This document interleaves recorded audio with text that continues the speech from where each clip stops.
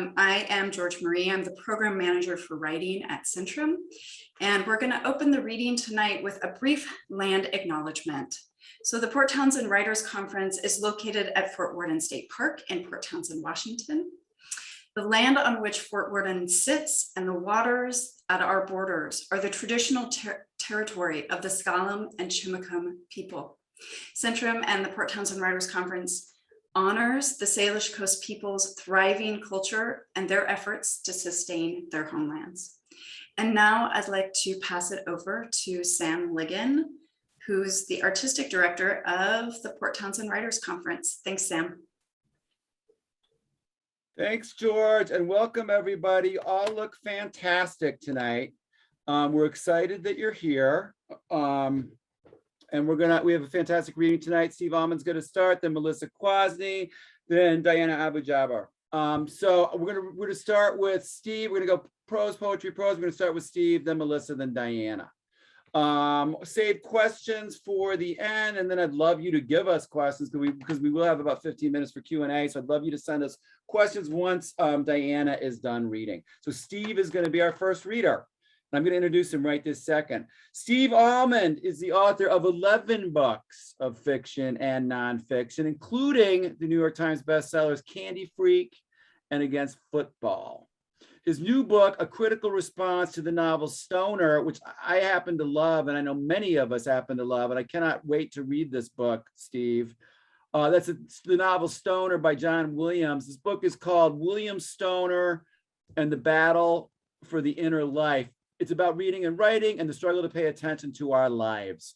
For 4 years, Steve hosted the New York Times Dear Sugars podcast with Cheryl Strayed, who along with Don DeLillo, Salman Rushdie, Zadie Smith, and Yusef Komanyaka have repeatedly, emphatically, jealously referred to Steve Allman as the greatest living writer of all time. His short stories have been anthologized in Best American Short Stories, the Pushcart Prize, Best American Erotica, and Best American Mysteries. Please silently welcome Steve Almond. Wow, that's some kind of introduction. Thank you, Sam. What's so fascinating? So first, thanks to Sam and George and everybody who's making this thing happen. I'm sorry it's in the Zoom, guys, but the crucial resource is attention, so at least we can bring that. And I'm delighted with my class. They're just great. We're having a lot of fun. And weirdly, in between the time that Sam asked me to do this and now, and rather to my astonishment, I had my novel accepted for publication. And this is maybe an encouraging story since I've been trying to write a novel for 30 years. And this is the first one that actually landed. And you will be the first people on earth other than my wife to actually see the cover of this thing, because I'm going to show it to you just right now. I don't know if this is the cover exactly, but we'll see. But I don't know if you can see that. If you can see that, it says All the Secrets of the World, and it's got a scorpion, and it's got Nancy Reagan eyes, which is different than Betty Davis eyes, and it looks sort of fast and furious and crazy. So it's this nutball novel that I've written, and I'm just going to read a couple of really short sections. It's about scorpions and predation and weirdness. It's about sort of like The Wire meets Jane Eyre, if that makes any sense, which it doesn't. It's about a young woman named Lorena, who is a Honduran American who is about 13 or 14 years old, and she is sort of sucked into the orbit of this family, the Stallworths, who are wealthy and white and prosperous. And the little scenes I'm going to read, she is doing a science project with Jenny Stallworth, who's her classmate, and as part of this, the Stallworth dad, Marcus, takes them out on a camping trip. He studies scorpions, and they have it in mind that maybe they'll do their project on scorpions. So I'm just going to read a couple of little short, creepy scenes, and we'll see what's what.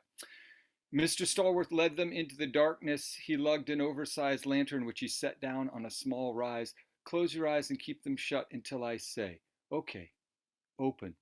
An iridescent purple light cast out in all directions. Lorena's eyes traveled across the ocean of sand, upon which now lay scattered scores of tiny glow-in-the-dark toys, the sort kids on TV pulled from cereal boxes. Then the toys began to move. These were living creatures, many-legged and scrabbling like tiny lobsters. Welcome to Scorpionville, Glenn said. Glenn is Jenny's older brother, and Jenny isn't going on this expedition because she's terrified of snakes and scorpions, so it's just Lorena out there with Glenn and Marcus Stallworth, the dad. Lorena glanced at the sand around her feet. A scorpion the length of a hairpin labored under the weight of its stinger, which hung like a fanged jewel over the armored segments of its body. Don't be frightened, Mr. Stallworth said. He was suddenly right beside her. I'm not frightened, Lorena replied. What do you think? They're beautiful. She could feel Mr. Stallworth inspecting her face, trying to figure out if she really meant it. He took off his glasses and began furiously polishing the lenses with the hem of his shirt. For a queer moment, Lo imagined grabbing his glasses and tossing them away. Why do they glow? She asked. Nobody knows. Fluorescence must convey some kind of evolutionary advantage, but it's still their little secret. You going to pick one up? This was Glenn. I'm sure she's had enough excitement for one night, Mr. Stallworth said. I'd like to hold one, Lorena said softly. Mr. Stallworth switched on the lantern. He stared at her face again, half in wonder, and found another one, bluish under the light. A gentle species, he said. Its sting no worse than a wasp's. She reached out, and Mr. Stallworth uncurled her fingers. The earth was trembling beneath her. Then she realized that it was her, and not the earth. You don't have to do this, Mr. Stallworth said. I know. Do you trust me? She met his gaze and nodded, and Mr. Stallworth lowered the animal onto her. Glenn said, No way. The creature clung to the knob of her wrist like a charm. Slowly, tentatively, it began to move toward her hand, the legs rising and falling like tiny jointed oars. Lorena's pulse lurched. She closed her eyes to keep from flinching. Tiny feet tickled her palm. She felt a dampness beneath her clothes, the dizziness of what was going to happen next.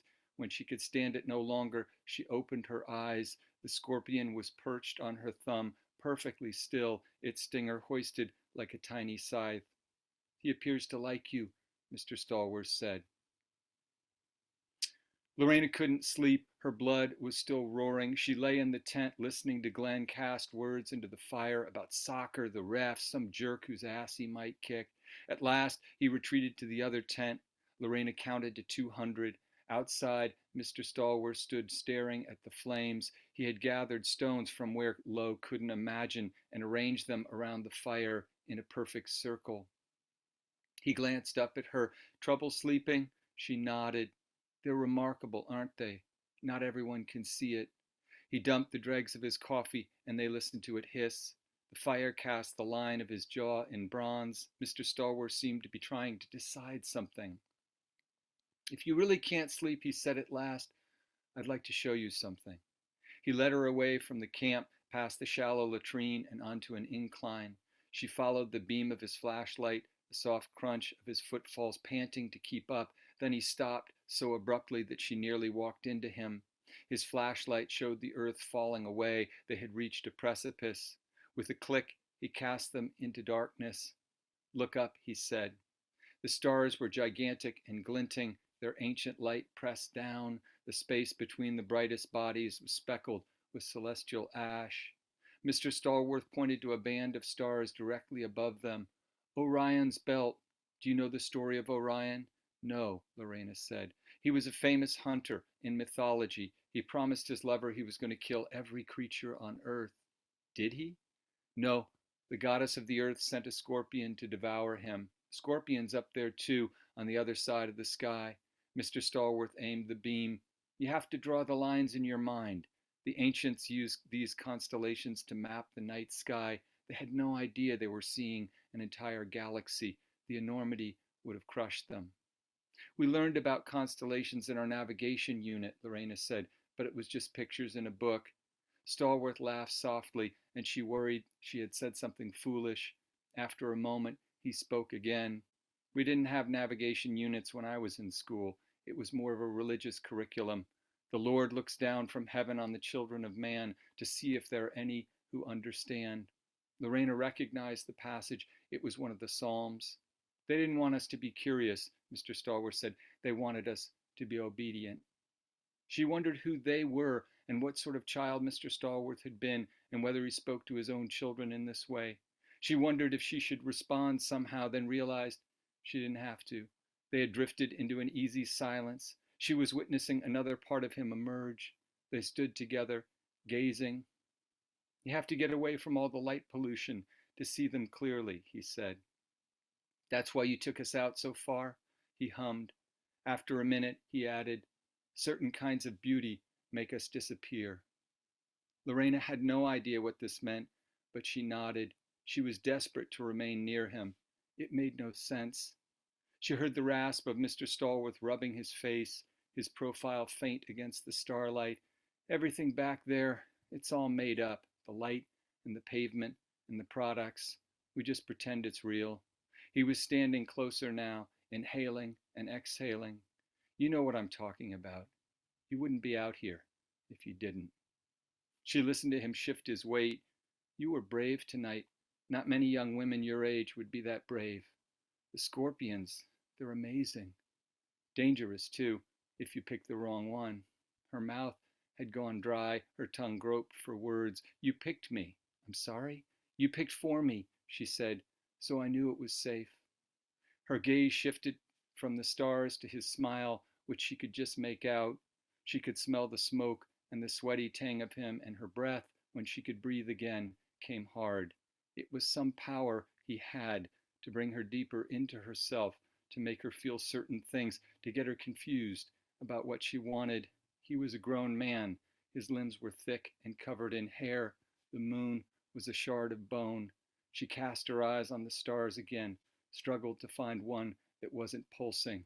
We need to get back, he said, before it's too late.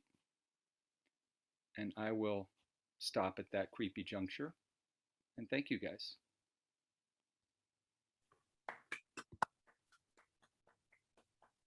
Nice job, Steve.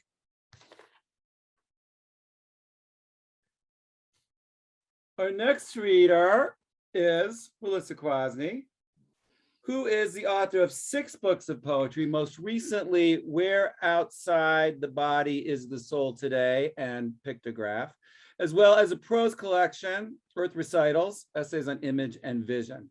She is the editor of Toward the Open Field, Poets on the Art of Poetry, 1800 to 1950, and co-editor with M.L. Smoker of the anthology, I Go to the Ruined Place, Contemporary Poets in Defense of Global Human Rights. The recipient of the Poetry Society of America's Cecil Hemley Award and Alice Faye de I don't know how to say that, Melissa, Castagnola Award. Will you say it? Castagnola Award for Work in Progress, the Montana Art Council's Artist Innovation Award, the Greatest Living Writer of All Time Award, and residencies at Vermont Studio Center, Virginia Center for the Creative Arts, Hedgebrook, UCross, and the Headland Center for the Arts. Kwasny is Montana's current Poet Laureate, a position she shares with Mandy Smoker. Welcome, Melissa. Thank you. Thank you. I'm grateful to be here. I'm grateful that we had a little rain today. And I'm just going to start reading. All these poems are new ones from the last 6 months. This is called See Through. Her rooms are emptying slowly, like wavelets, discarding shell and ovoid stones. Her back closet saved for last, her silk and sandals. Can she still see the moon? Does it look the same from where she is, fragmented and silvered with emotion? I cling to her last words as if they imparted more meaning just because there will be no more. Impartire, to share, to divide among us. Hold yourself straight, little goat, her dying mother said to Virginia Woolf. You've got to stop this, said mine about my sobbing. As we get older, the body speaks louder, mitochondria, ancestral genes, whereas when young, I was all self. We get used to the change in hours, less or additional moisture in air, how much has become indescribable. Who offers a tutorial on wind patterns, how to understand the tides? What watershed do I live in? Where does it drain? Where did she go when she died? See-through, a phrase we use most often as adjective, not act.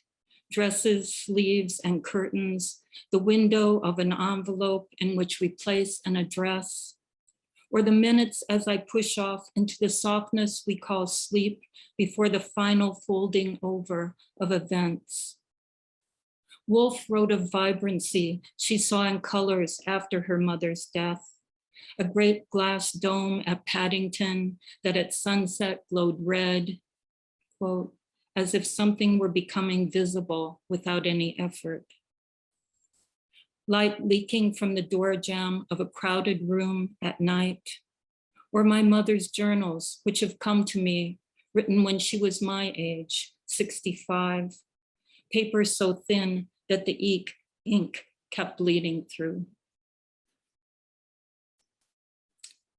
It was a rough year for everybody. I lost my mother during it, and so many things, as we know, the insurrection, all the things that happened, and now all the fires. It does feel a little anyway, I won't go into that. This is a poem called After the Vaccine, and it's self-explanatory. After the vaccine, how should we gather? I ask you, in circles, outside. And what should we bring beside the names of our dead?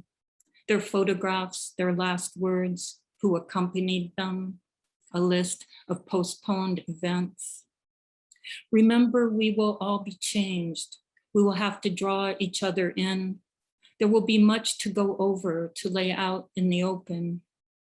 The red-shouldered hawk that crash landed in the sparrow bushes and stood stunned on the walk, just long enough for me to wheel my mother to the window.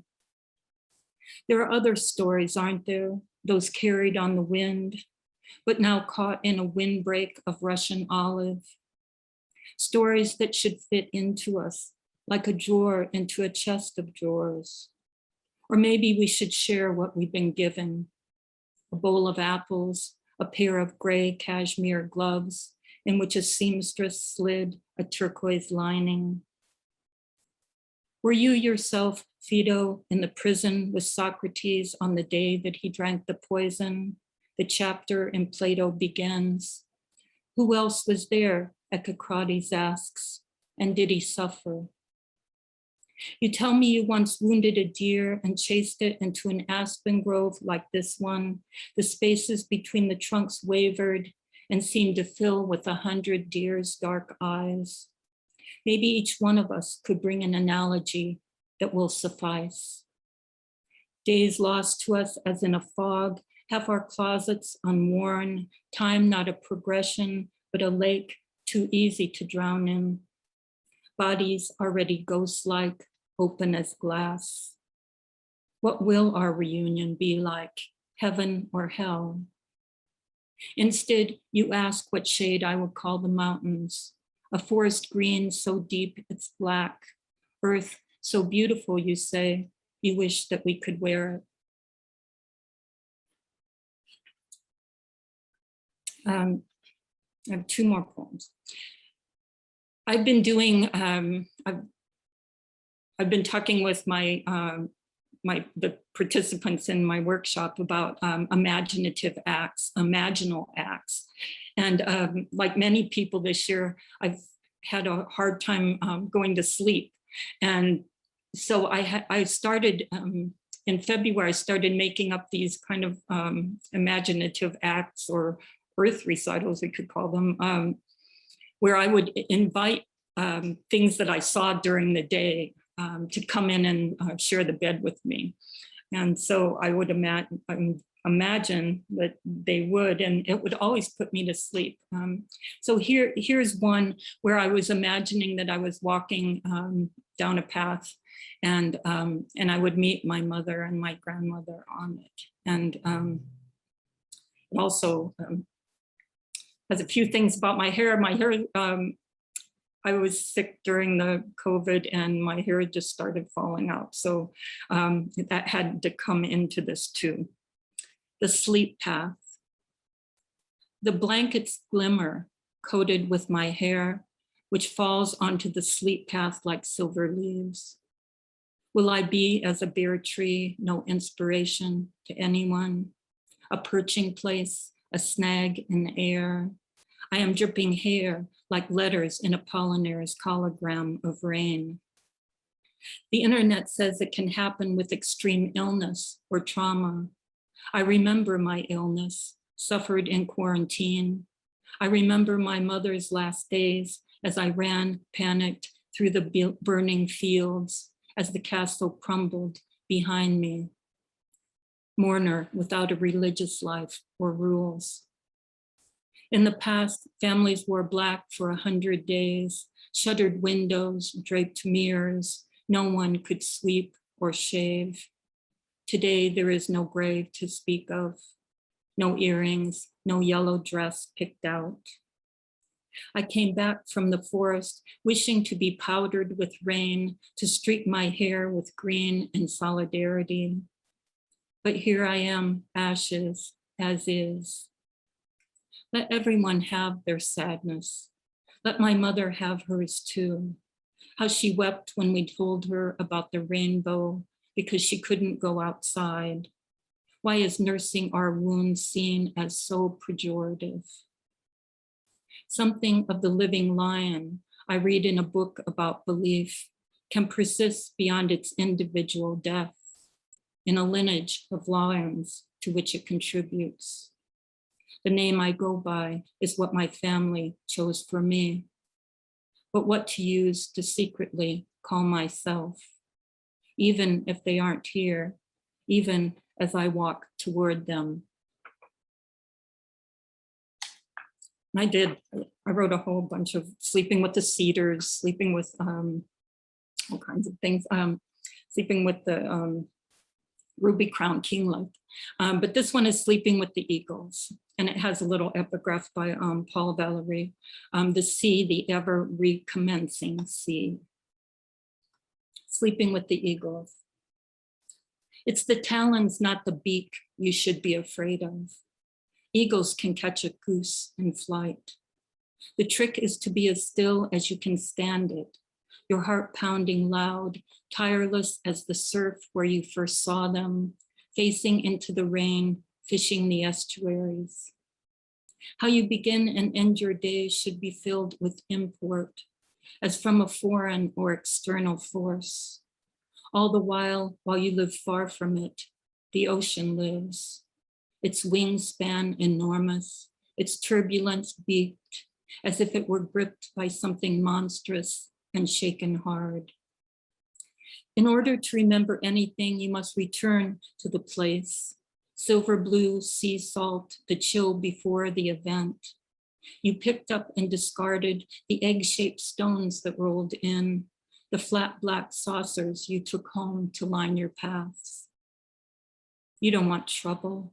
You just want to know that you're okay.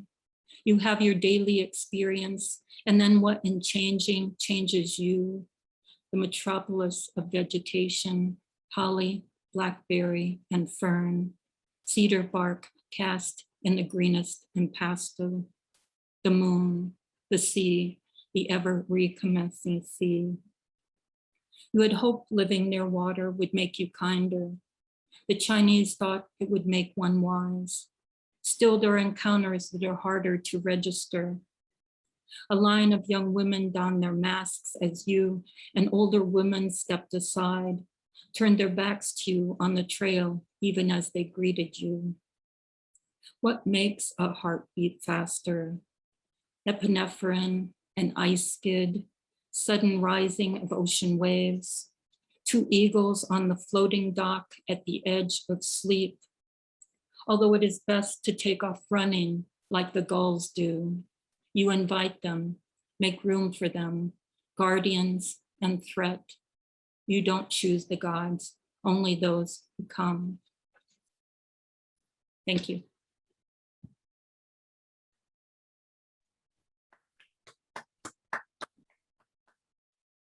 Melissa, are you done? I'm done. I said thank you. I didn't know what it meant. Thank you, Melissa. Thank you. Our final reader for tonight, I'm going to introduce right now.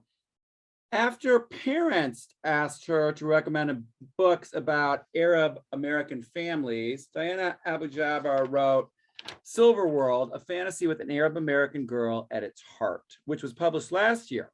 Her memoir, Life Without a Recipe, was described by Ruth Reichel as bold and luscious.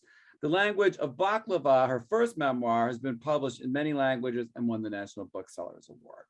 Her novel, Birds of Paradise, won the Arab American National Book Award. Other novels include Origin, Arabian Jazz, and Crescent, which won the Before Columbus American Book Award and the Penn Center Award for Literary Fiction.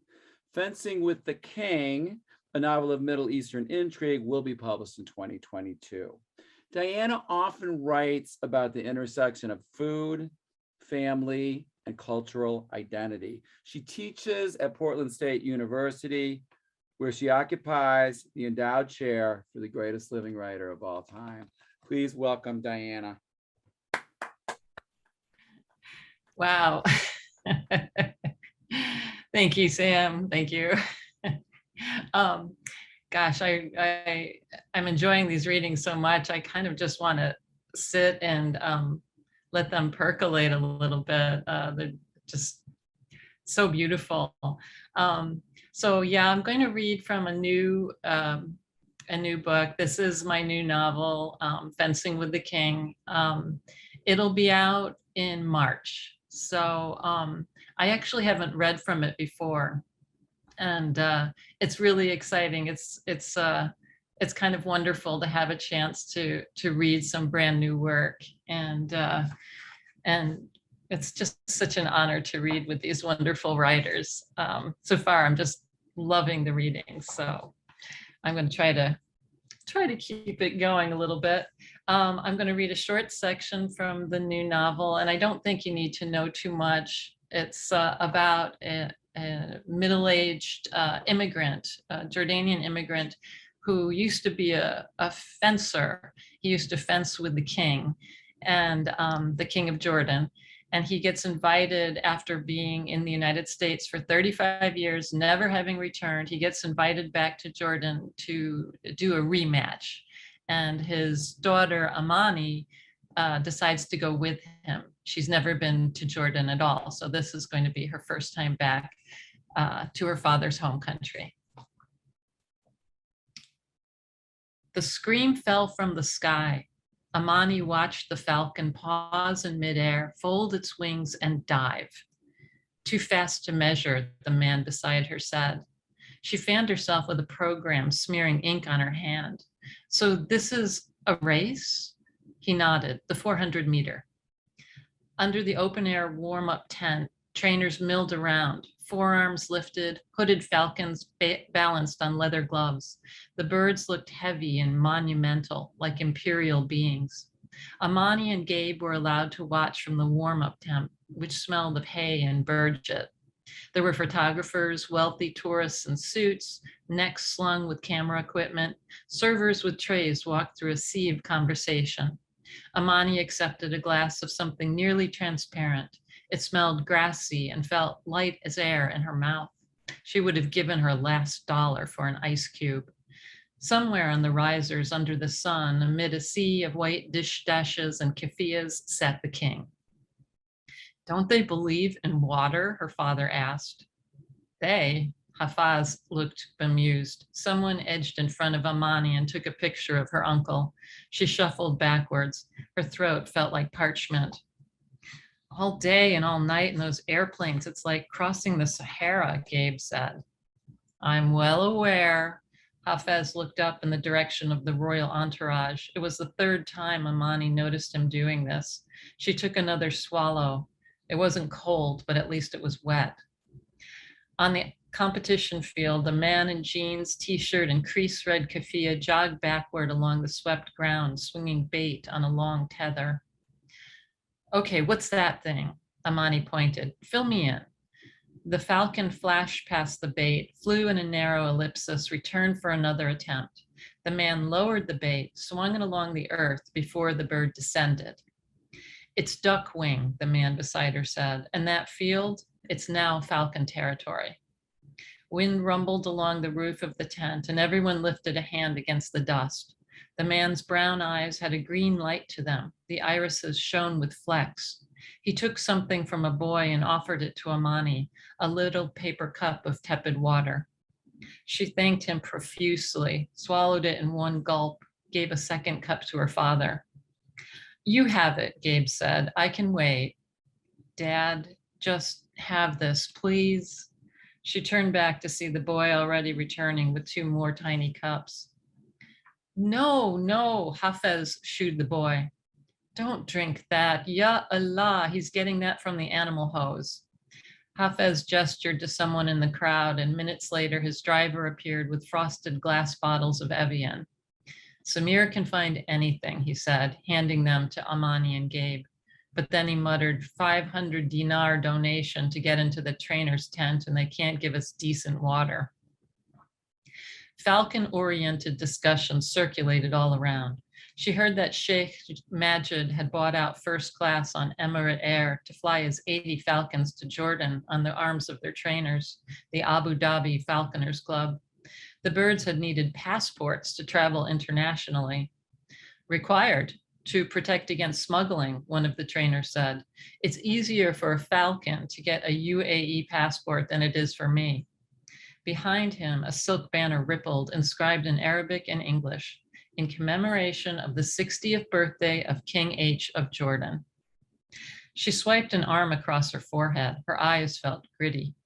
Heat waves warped the air. She couldn't shake the sense that the ground was creeping underfoot. They were at a desert camp 68 kilometers north of Allman, on the edge of the Jordan Valley. Ivory-colored swells of dust filled the air, hitting the back of her sinuses. In the distance rose a sparse, shaggy landscape, everything dried to the same colors. The trees pointed, rows of spindly firs like last survivors. Throughout their long journey, her father had sat grave-faced, pale with sweat. She thought he was anxious about flying, but he still looked the same today. They'd landed in Amman at 2 a.m. Saturday morning. Then Hafez had appeared at 9 a.m., knocking at the front door, calling, "I'm here." He had plans. He'd walked in and clapped his arms around his youngest brother. "And your lovely wife?" he asked. "We won't be seeing her?" "This is her busy time," Amani said. "School started last month." "You Americans, you know what they say. Arabs have family, Americans have work." She laughed, a little uncertain if she should feel hurt or flattered. Driving to the falconry exhibition, they'd passed hillsides scattered with low buildings, roadside vegetable markets, hand-lettered signs for petrol, sizzling high-tension towers. The whole country appeared to be under construction. "Welcome to Jordan in October," her uncle said expansively, twisting around and slapping the arm of his driver. Dizzy with jet lag, Amani wanted to crawl back into bed, but her uncle was an undeniable force. 30 years, I don't see my favorite niece unless I take 3 airplanes to get to Syracuse, he said. "Now it's my turn." One of the trainers approached Amani. He held an immense gray falcon on his forearm. Its flattened head and merciless eyes like onyx made Amani think of griffins. It clicked its curved beak open, then closed, then shifted, spreading and closing its black enamel talons on the glove. The trainer held his bird out, and Amani understood that he thought she might like to pet it. She pointed to her chest. "Me?" Hafez chuckled. "Be careful, they can smell fear." The trainer said something. "He says this is a sweet bird," her father translated. "Ah, a cozy falcon," Hafez said. "Charming." Your grandfather owned a falcon," Gabe told Amani. "He did?" She glanced at the gray bird. "You never told me." "Several, actually," Hafez added. "But this one, it was devoted to him. He always said that falcons aren't affectionate, but that bird, it was a good animal. It let me stroke its head. I wrapped my hand in the dish towel and carried him around." Damnedest thing, Hafez said, ugly as a buzzard. A couple of the trainers started talking to Gabe and gesturing. He lowered his head, laughing. Hafez cut in with some remark, and Gabe lifted his eyes. He stopped laughing. Turning to the speckled falcon, Amani tentatively lifted the back of her finger to its breast. Under its feathers, she felt the soft tap of its heart. Gabe started walking out to the competition area. Dad? Amani stepped forward. Hey, Dad, where are you going? She and the trainer went to the edge of the tent where sunlight fell in a slant. The temperature had risen steadily and the seats were emptying. I don't think you're supposed to be out there, Dad. The air was thin, the sky like solid glass. She felt launched beyond the known world. The man with the flecked eyes also moved to the tent's edge. What's he doing? Brother, Yahi, you are lost? Hafez yelled. He was smiling, but he stopped also at the shadow's edge. Watching her father, she felt a twinge of uneasiness. It was just the two of them out there, a million miles from home. Out in the field, someone handed Gabe a creased leather glove. He slipped it onto his left hand. A trainer with an amber-colored falcon came to the top of the field and waved.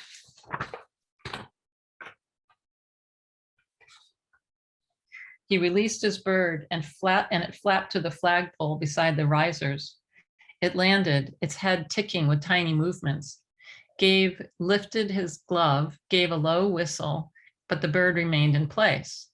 Gabe lifted the glove again, holding his hand out. He shook it a few times, index finger curved, and gave another whistle. With a sound like snapping sheets, the falcon lifted from its perch, sailed head level, talons outstretched. It landed on Gabe's hand. Amani clapped, startled, delighted. Look, your Baba, the trainer beside her said, his own falcon ruffling and resettling. It's in the blood. The history, you know, the birds sent it. They know he is real Bedouin. Her father was laughing out in the field. Someone whistled. He tossed the bird into the air and it swooped back toward its trainer. Her uncle had clapped as well at first, but then he crossed his arms. There was an empty section in the risers where the king had been seated. When Amani was a child, she had liked to imagine that suave, educated Uncle Hafez was her actual father. He recited poetry and he spoke with presidents and traveled the world. Oh, she did love her father, but Gabe kept to his carpentry and wood shop. He barely knew how to read English. Uncle Hafez, he did marvelous things, helping to govern a kingdom, steering the world toward peace. And he spoke up for the Palestinians at a time when few others had dared to. When Amani was in college and worried about what to major in, he told her, follow your voice. You love to write, right? Yes? So you will do that. As soon as she made that decision, her anxiety dissolved. Now she watches her father with the birds. People, even parents, could continually surprise you. Amani trotted out to claim her dad. Gabe smiled, shaking his head at himself. Then he halted, eyes lifting above Amani, his lips parted, his expression stopped. Amani slowed down. An instant later, she heard wings, an uproar of feathers. She turned to see two slim black talons extended. She shrieked, lifting her arms, the bird's grand wings outstretched, beating furiously as if to carry her away. The trainer sprinted over, shouting in Arabic, and grabbed his bird. Two welts were torn through her cotton shirt and into her shoulder. She tried to catch her breath, to laugh, but when she saw the bright crimson stripe run down her arm, her knees buckled. A mistake, she thought, as she hit the ground. I'm not supposed to be here. I shouldn't have come. She didn't know what she was thinking. Then the other one was at her side, the first man who talked to her, lifting her head, pressing a bandage to her shoulder. My God, I've never seen one of them do that before, as if you'd called to it. She tried to laugh. Did I call it to come eat me? Whatever language you were speaking, he said, he heard you. And I'll stop there. Thank you so much for listening.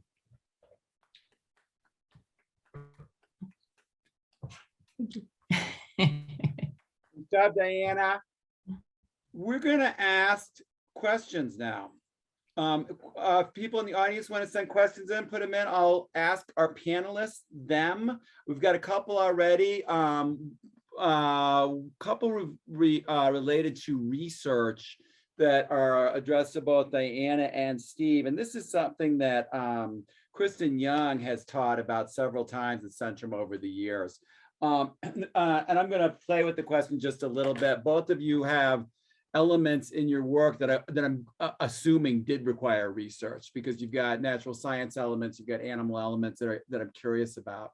Can you talk a little bit about how the research shaped your work? What if any limitations the research placed upon you, and what if any surprises came to you as a result of the research that opened doors that you didn't expect? And Diana, do you want to go first? Sure. Well, for me, I started out with a completely different project in mind. I was actually in Jordan at the time, thinking that maybe I was going to move there.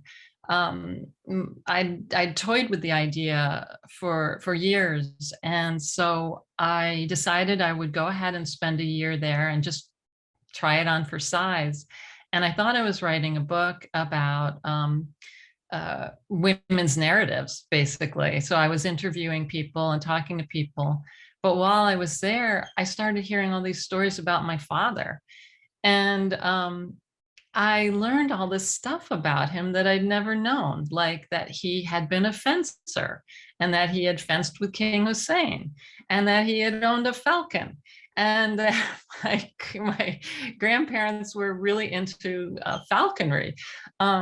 All these kinds of really interesting stories. And so I realized that my idea was a stinker, and that my family's stories were way better. And I decided that I needed to write about a kind of a what if story. What if someone were to be invited back to a rematch? Because whenever I ask people, who won? When my dad would fence with King Hussein, I'd always say, well, who won? And people would always say, the king always wins. And I thought, what if that got back to King Hussein and he wanted a rematch? And so that was how it started for me. And the research built out of family stories and from direct observations while I was in the country. Diana, could I just ask a quick follow-up? Because you write and publish both fiction and nonfiction, Yeah.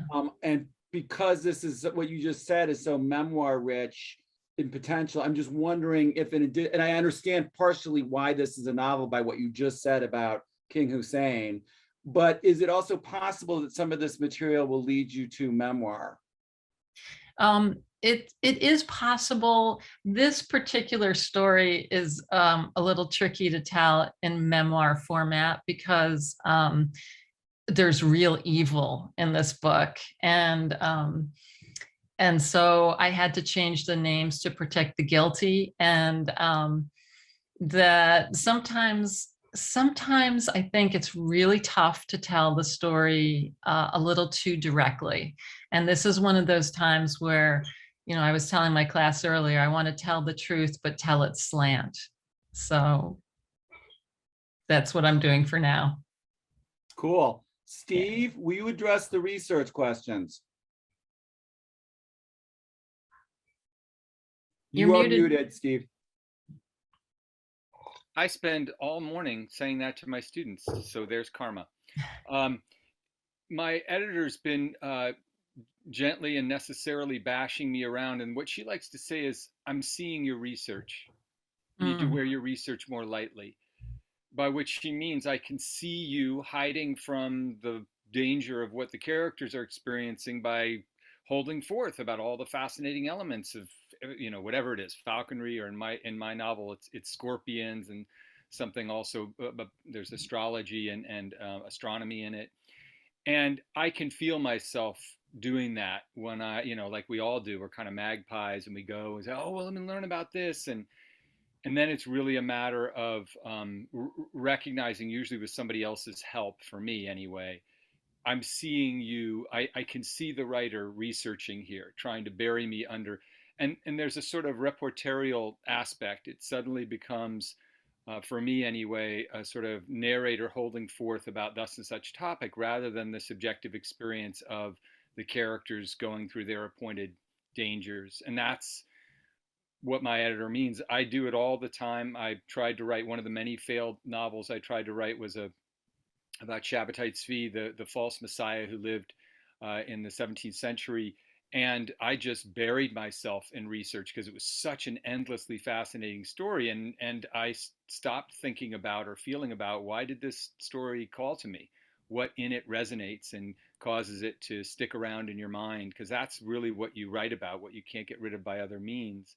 So when I do research now, I usually just inevitably overwrite it and put too much in, and then either I figure out that I'm doing that, or an editor or a reader will say to me, hey, you got to pare it down. I can see the research here. I can see you hiding from the story. Steve, I'm going to ask you not exactly a follow-up, but another question that Kristen Young posed, which is, when crafting the grooming of a young girl by an apparent predator, how do you hold space for a protagonist to be both as bad and as lonely as that man appears to be, while not diminishing the damage that he seems poised to do? Yeah, I mean, this is a story about predation. It's no coincidence that scorpions are, featuring here, who are both predator and prey at different times. And one of the big challenges of this book, I mean, there's a whole bunch because it's nuts, and I'm writing far beyond my lived experience. So it's charged with the effort anyway to imagine myself into lives that I have not led and couldn't possibly lead.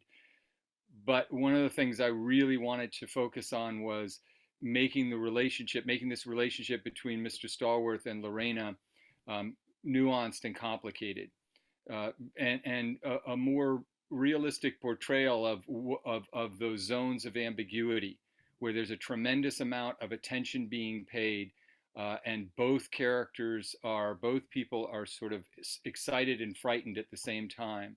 And it's evolved a lot from initial drafts, where I think I really flattened both of those people out in a way that dishonored how complex and painful their situation is.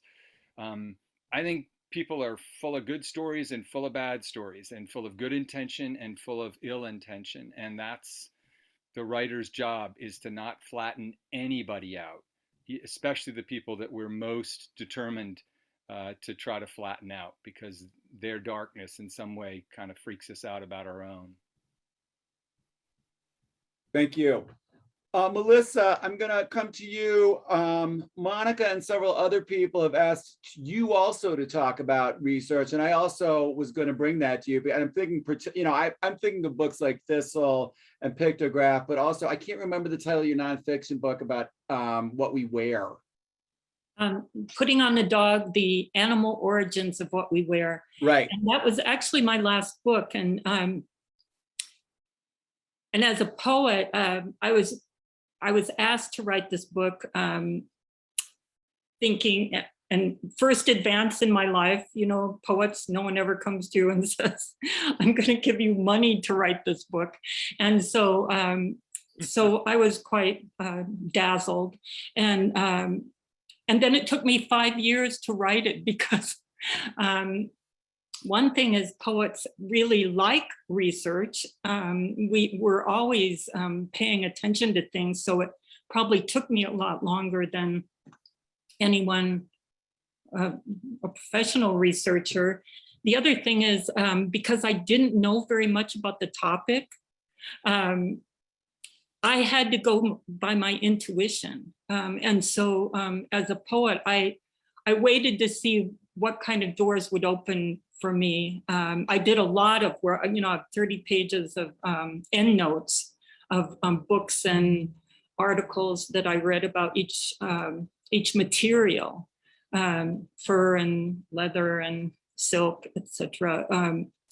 But because the topic was so big and you could do a whole encyclopedia on every one of those materials, I had to just trust that the avenue I was being led down was the avenue for me.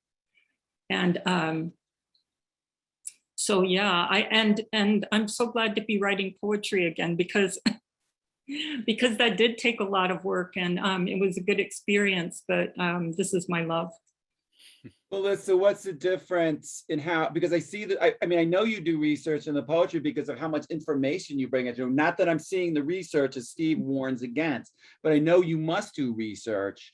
What's the difference between that research approach in the poetry compared to that book of nonfiction? It's, for poetry, it's a little more focused. That was the first nonfiction book, not essays, but nonfiction in that way that I've done. But with poetry, it's really focused.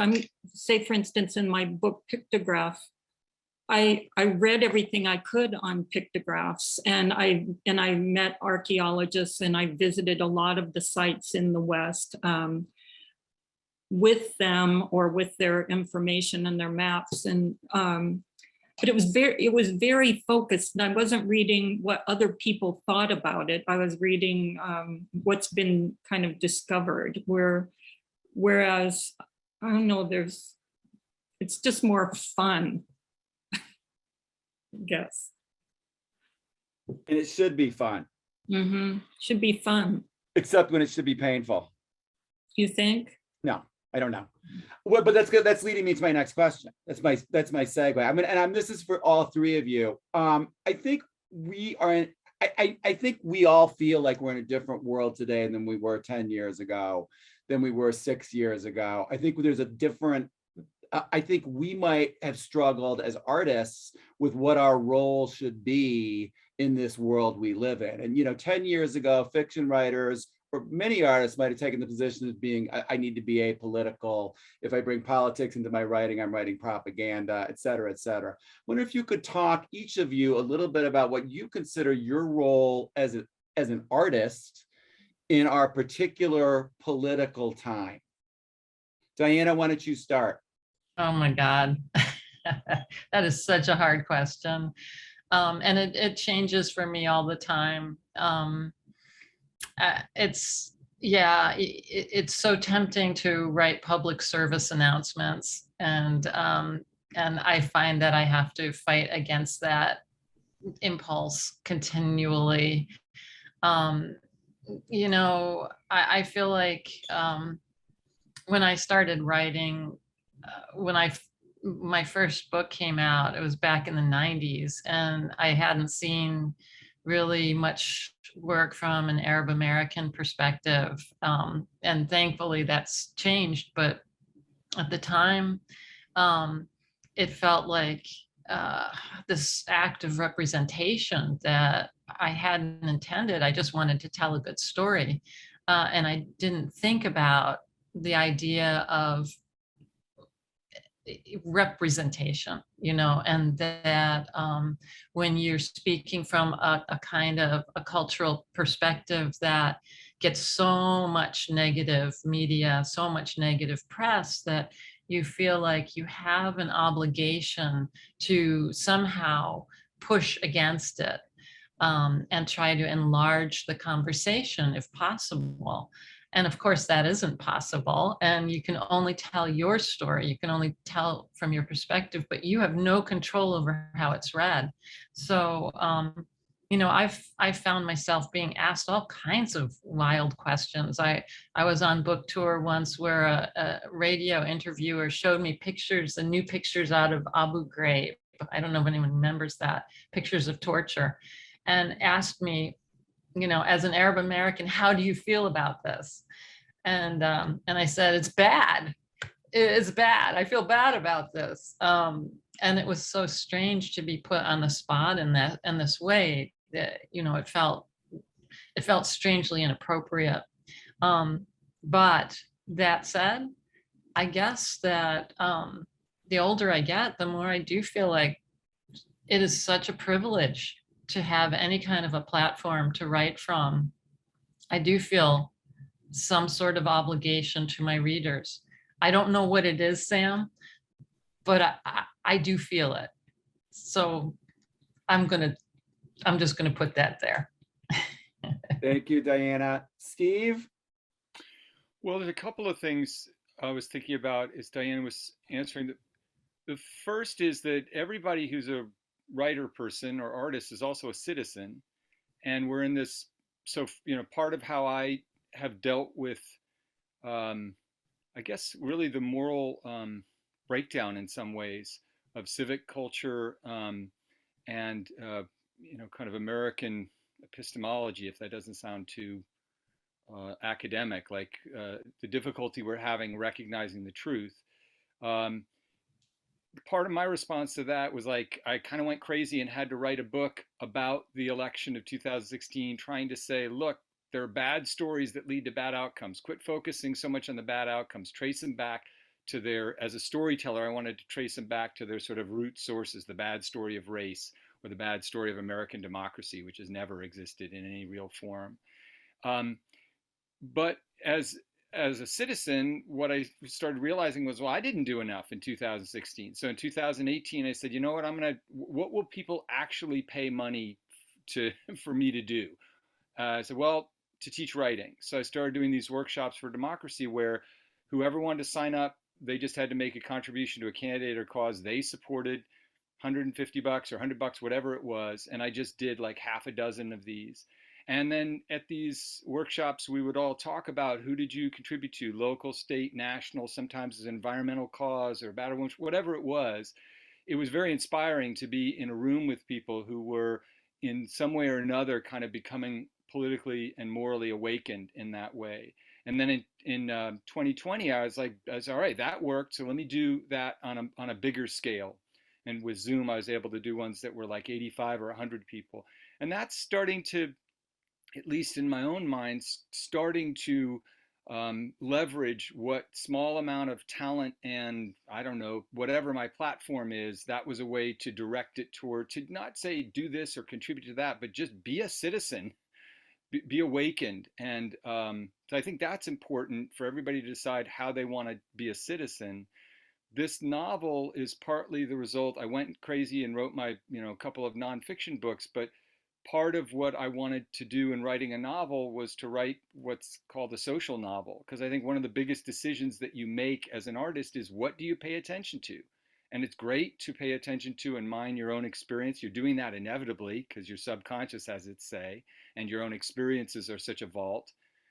But I was interested in what the social novelist is interested in, which is systems of power. And in order to write a social novel, as Dickens or DePassos or Steinbeck did, you need to be willing to investigate all of the lives when people with power and privilege come into contact with people with less power and privilege, and what happens in that kind of a collision.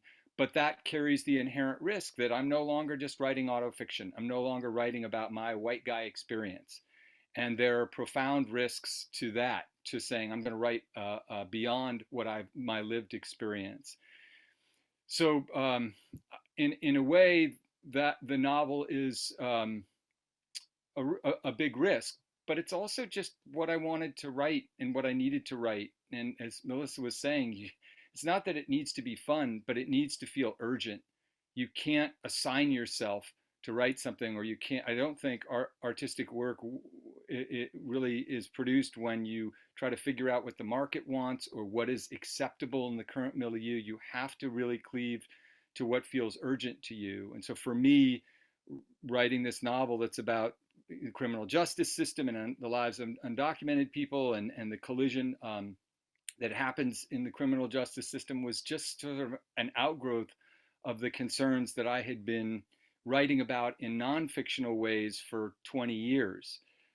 Whether it's successful or not, that's another question. But in terms of the sort of book I wanted to write, it was certainly informed by really tracing a lot of what's happening today back to the dawn of the Reagan era and saying, how did we get here to this particular place? So. Thank you, Steve. Melissa? Am I going to get cut off? I hope not. Oh, okay.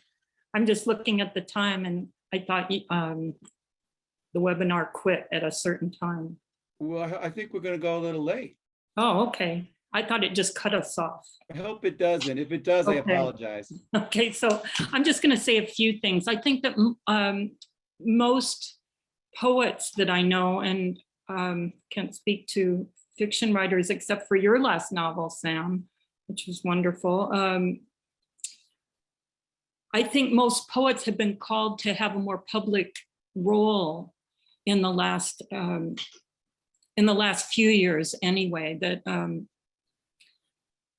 That's aside from our writing, that people have been looking for hope.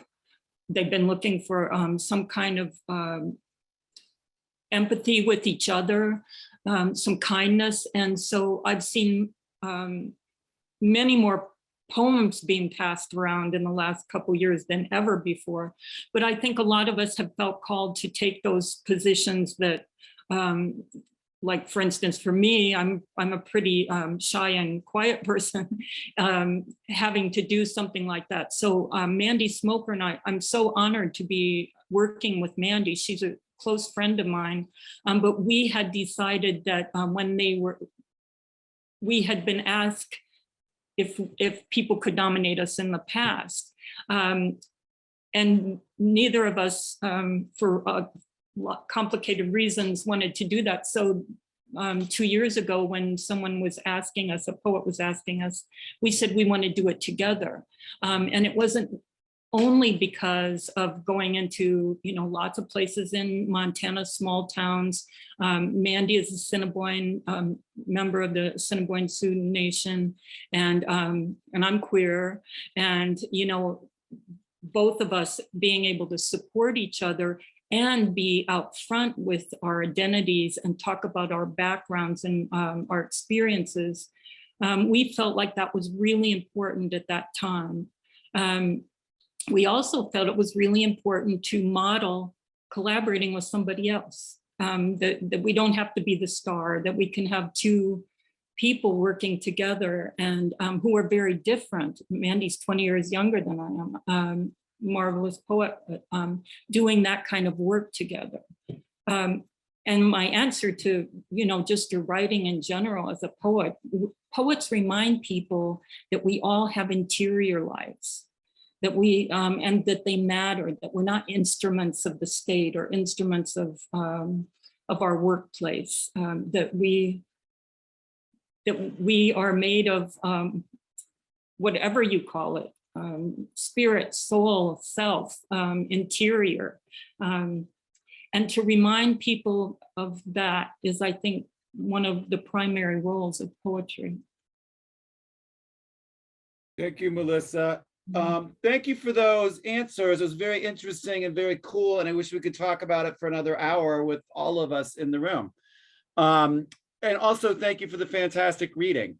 Another night, I didn't think we would be able to have another good reading, but we did. It was fantastic. Thank you.